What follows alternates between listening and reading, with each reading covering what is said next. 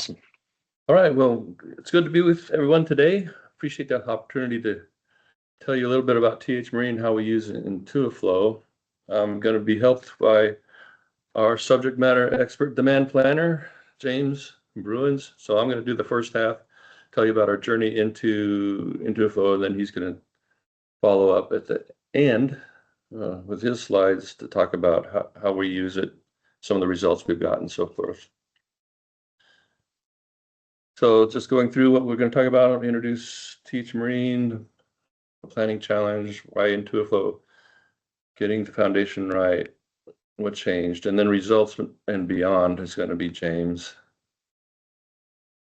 So who's TH Marine? It's a 50-year-old small, middle-sized company that started with our founder selling fish bait. If you've ever heard of bumblebee fish bait, that's how he started. And then he and a friend got a good idea. They had bass boats and they wanted to trim their boat in the water. And they thought, well, let's put a handle up here by the steering wheel, and we'll call it a trim handle. And that's how TH got its name, TH for trim handle, 50 years ago. And they grew, starting to provide boat parts and accessories for mainly bass boats, pontoons, bay boats, anything of the smaller size watercraft, and really grew in the 90s and early 2000s and still growing. We have about 10,000 part numbers, items. If you want to break those down a little bit, we have about 4,000 what we call assembly items. Those are things we make. We have injection molding, we have discrete manufacturing, just small job shop kind of assembly going on. And then we have about, I don't know, 7,000 or so inventory items. These are our buy items. Most of them become components in our assembly items, our make items. Some we just resell. We bring them in and resell them. So that's about almost 11,000 SKUs, I guess. Another way to look at them is we have about 6,000 what we call finished goods. Finished goods are things we sell. We have about 400 or 500 what we call finished raw. These are items that we use as a component and we sell. And then we have about 4,500 raw materials items. The final way to look at them, I guess, is to see what, do we buy or make to order, or do we buy or make to stock? And that's roughly two to twice as many. We probably we stock twice as many as we make to order or buy to order. We still have a lot of items that we make to order, and we can go through that a little bit, probably more, but it depends on a lot of custom parts that we make for OEMs and just the volume. Sometimes an item just doesn't sell that often. We don't want to stock it, so we make it to order. One number that I think is quite surprising is the number of OEM customers. That just blows me away that we have 646 OEMs. I mean, these are boat manufacturers. Most of those are going to be small mom and pop kind of shops. But now a lot of the boat manufacturers are consolidating and they're getting larger. So you've got Tracker and Ranger, Yamaha, Malibu Boats, Brunswick, some of these larger OEMs. But 646 OEMs is kind of remarkable, I think.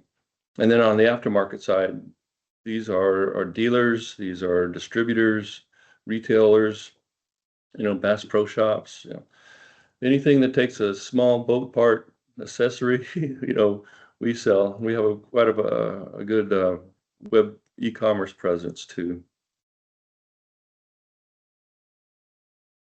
So our challenge is about 2021, we outgrew our ERP system, so we started looking around and ended up going with NetSuite. But we had a small team, and on our old system, and they were using MRP, and I watched them spend hours trying to figure out how to use it, try to keep up with our orders. As you'll see, we have quite a bit of variability in our demand, and I would say good almost 2/3 of our orders come in and are due within 2 weeks. So as soon as they had a plan in place, the next day it was out of date because another order came in they didn't expect. So they really struggled with MRP, and then they had their other purchasing duties too. So that was a small team and a lot of planning responsibility that they were struggling with. Forecasts were, if you've dealt with forecasts, they're never right. Very rarely do we get an OEM that says, hey, we're going to use 100 per month for the next 3 months, and they're right. That's like 1 out of 100, right? That never happens usually. The forecasts are wrong. Orders are variable. Some of these, like I said, some of these OEMs want us to hold their stock, and they want to get it when they need it. So the order is due in 2 weeks. Other OEMs, hey, they haven't ordered it for a year and a half, and now here comes an order for 100 or 200 more parts that we weren't expecting. So the variability there was just very, very hard to keep up with.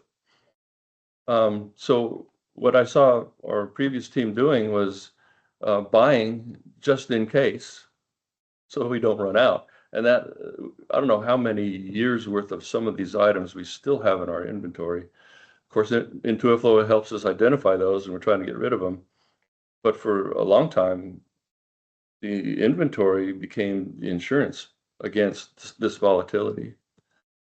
And there wasn't a single way of knowing or place to go to find what the demand was, the current demand, what we expect it to be, where do we put our forecasts, how do you see our work orders, how do you see our purchase orders all in one place. So we went to replace our ERP system and said, we're going to solve this. And that's when we decided to go with NetSuite and Intuiflow. So we went live about August of 2022. So we thought Intuiflow gave us one system, one source of the truth.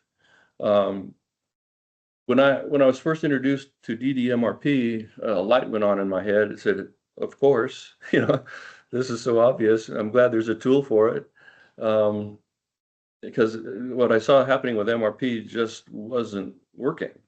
And I thought, if we could buffer these items, we could reduce a lot of this volatility. And that was a big driving force of our choice to go to Intuiflow.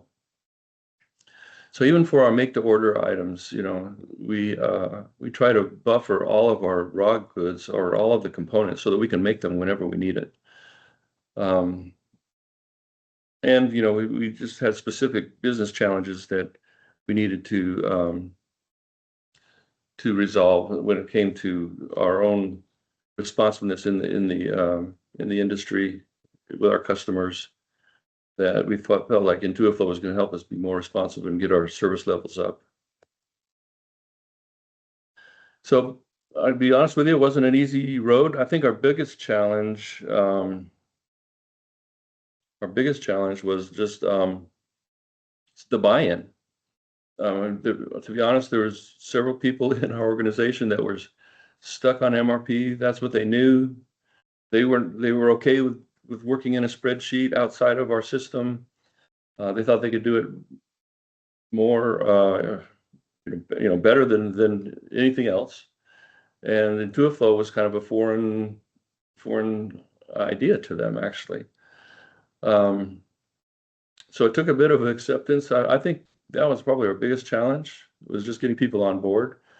There were champions like myself and James and others that said, no, this is going to work. We're going to make it work because we need this demand planning. The other big challenge, I think, was just getting our data cleaned up. In our old system, it had gone stale. A lot of old parts, inactive parts, lead times were incorrect. MOQs were incorrect. So just getting our data cleaned up was a hurdle. But it paid off, over time. What I think it took us probably, what do you think, James? Probably almost a year before we actually we got to the point where we thought, okay, we're on the road, we're on the path. Now I say that this wasn't Intuiflow's fault. This is totally our own deal, taking this long to get it right. But Intuiflow became the vehicle by which we got it right. And so now, since for the last 2 or 3 years, I think we're flying. Let's see.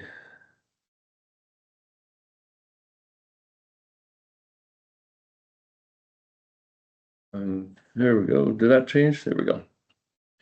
So if you look at what we were doing before, we had static reorder points. Now they're dynamic. Intuiflow can dynamically change the buffers and change your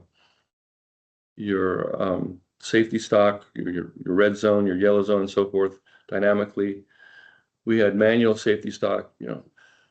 One of the things I did every month in our old system was to calculate safety stock. That was I go through, okay, here's what I think the demand's going to be coming up. And it was a very manual process. All of that now is automated in Intuiflow. You had to review every SKU before. Now you really just have to pay attention to the outliers, the exceptions. The steady runners, you just kind of take care of themselves now. We were always reacting to shortages, and now we're proactively identifying the risks and saying, okay, we're going to run out. Here's what we need to do. Had limited visibility before to demand. Now it's all in one place. You can see your purchase orders, you can see your work orders, see your sales orders, all in Intuiflow in one place. You can see it, the forecast estimates throughout the next 6 months if that's what you want. It's all the visibility is great. Before it's planner-driven decisions, what that means is the planner, and like I said earlier, they would often just be safe and order too much, where now the system, Intuiflow, says, hey, here's the recommended size for your order. Now you can combine that with other vendor orders, or you can raise it and lower it, but here's the recommendation. And it takes a lot of that decision making out of the planner's hands. Knowledge dependent. Of course, now it's planning. You have planning processes in place. And before we had spent a lot of time gathering data, and now the data is all in one place. It's spent looking at it rather than trying to find it. So that's kind of how we got there. So I'm going to turn it now over to James and let him.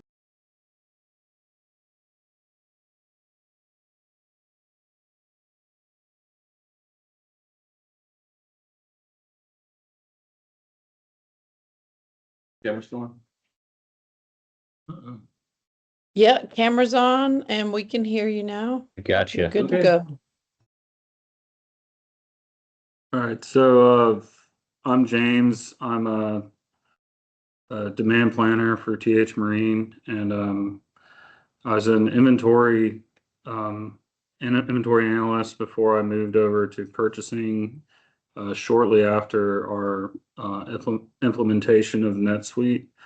And part of me moving to purchasing was just all the trouble we were having with ordering, and I saw it firsthand when we were doing inventories and receiving, and we're just shooting at the hip on all of our ordering. We were ordering like a year of supply on some items, and then we were just stocking out left and right on various other items. So it became very troublesome for our operation, and we had new people in purchasing that weren't familiar with our operation and our vendors, and we do a lot of outside service orders, so they weren't familiar with the processes on getting those ordered.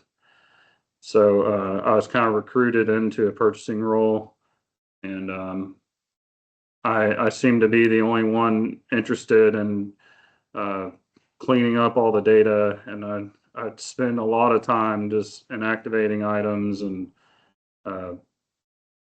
updating lead times and just learning Intuiflow and all the different functionalities of it to better our ordering. And at one point, we were having to just manually look at every item when we were ordering because there's very lack of trust in the data in the system, and that lack of trust just became a fuel for the people that wanted to go back to MRP. They wanted to blame it on the Intuiflow, but it was really the data. But as you can see from this graph, we've come a long way since we started. We had if you see there, we have a ton of items that are in the red that were indicating stockouts, and we have now our inventory has gone significantly down, and so is our stockouts. So we're doing much better as a company. And one thing, this graph, you can kind of see where we have spikes. We've acquired new companies over the time, and Intuiflow has just been very dynamic and able to change with us. We purchased a ladder company out of Memphis, Jiff. We've purchased a maintenance and protection company, Gator Guards, out of Indiana. I think it's Indiana, right? And then Heartland Global out of Indiana. And we've just been we've added all these SKUs, and our, trying to go next slide.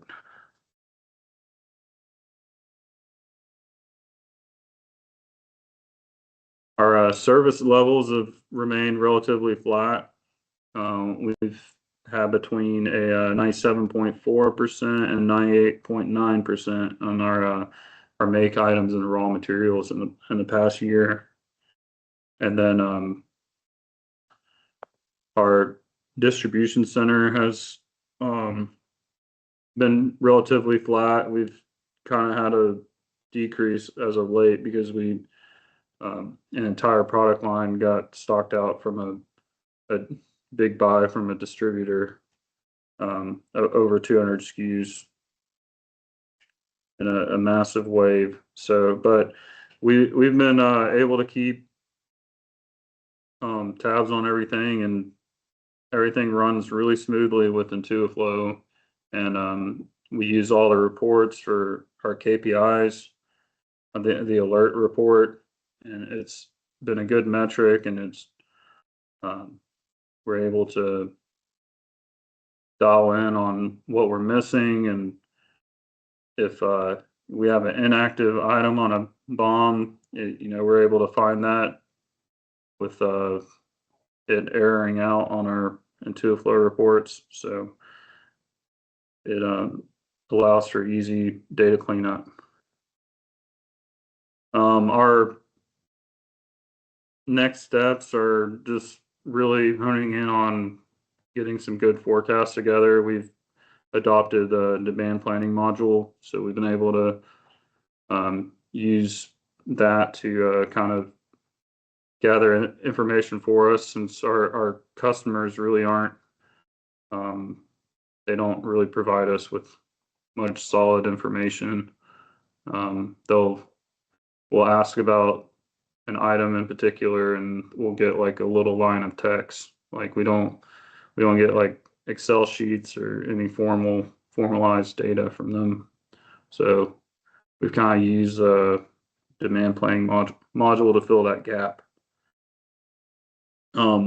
One thing that is, we use the replenishment method audit.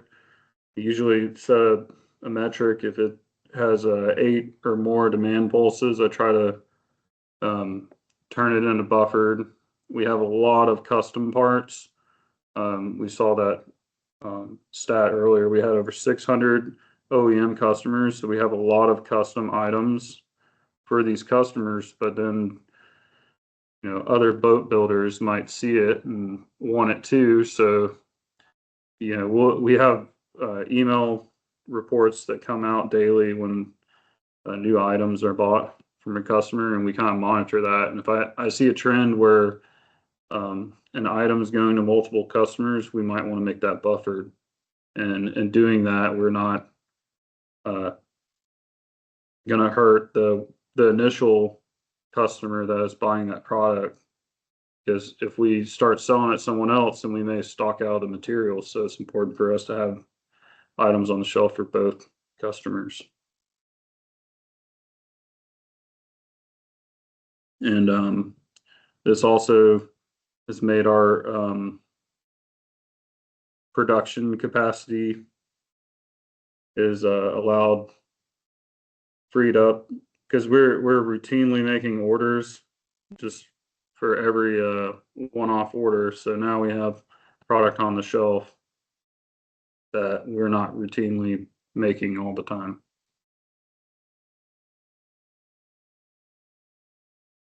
One thing we're working on, and I've kind of moved in a pricing role as well.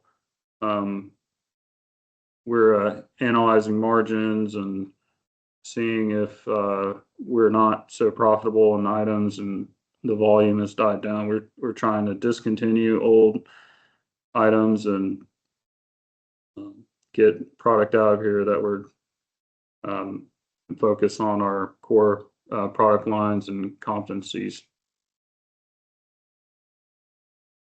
So I think that's all I've got.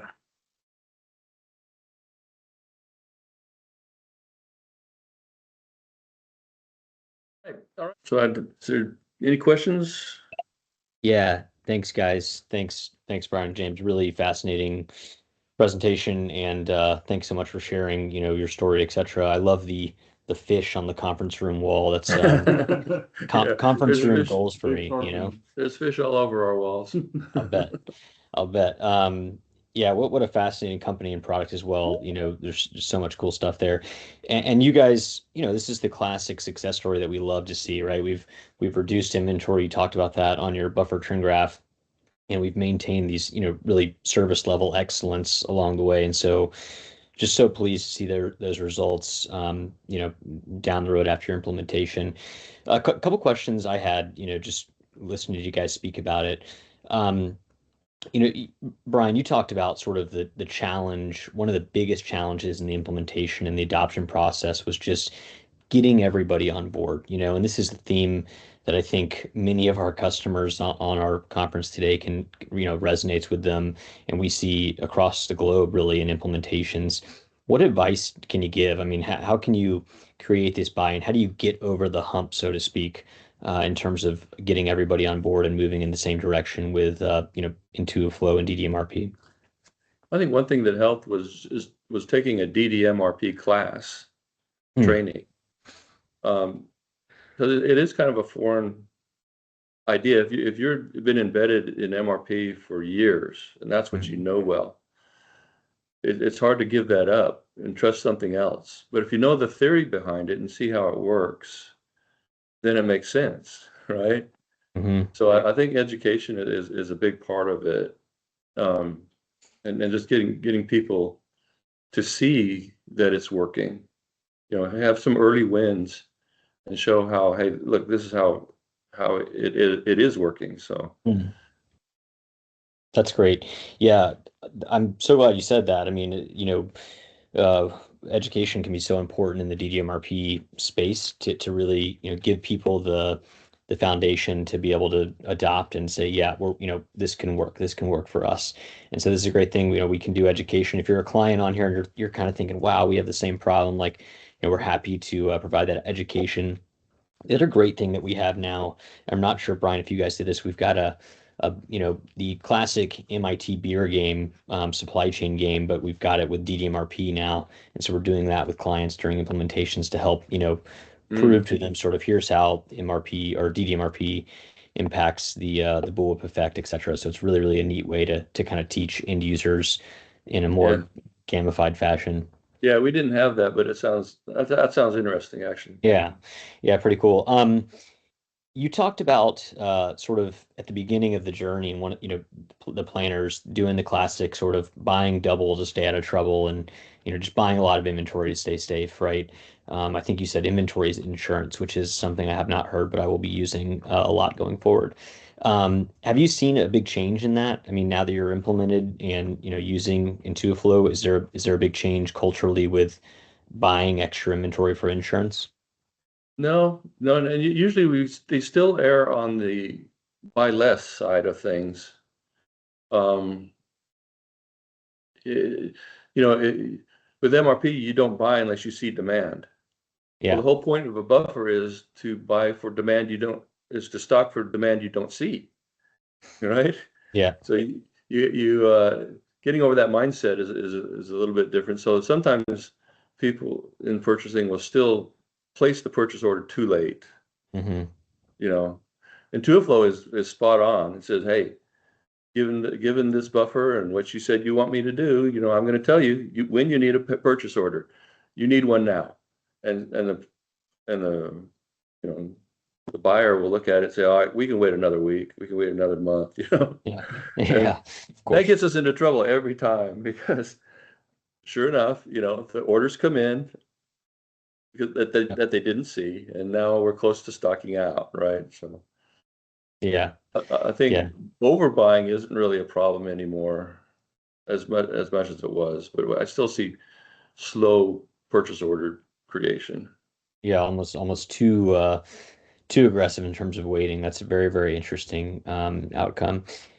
Awesome. Well, Brian, James, thank you so much again for preparing and presenting for us. We very much appreciate it, and I know a lot of the other clients in the call, I'm sure, got a lot out of it. So, thanks again, guys, and Okay. yeah, we'll connect soon.